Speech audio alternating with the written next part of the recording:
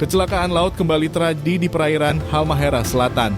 Kali ini menimpa KM Cahaya 3 lalu 02 yang dikabarkan mengalami kecelakaan di perairan Desa Tokaka, Kecamatan Gane Barat Utara, Selasa 2 Januari 2024.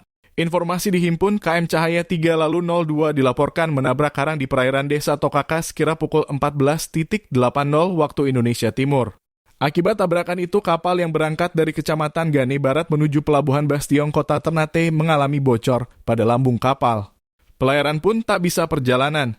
Kapolsek Gane Barat Ibtu Surahman membeberkan kejadian ini. Menurutnya, seluruh penumpang serta anak buah kapal selamat dan telah dievakuasi warga sekitar. Semua penumpang dan ABK selamat, proses evakuasi dibantu warga, ujarnya. Surahman belum bisa memastikan data jumlah korban yang selamat dari insiden kapal tabrak karang ini. Namun ia memastikan informasi lanjutan akan disampaikan ke publik. Sementara anggota kita juga di lapangan, kita akan sampaikan perkembangannya, tandas dia.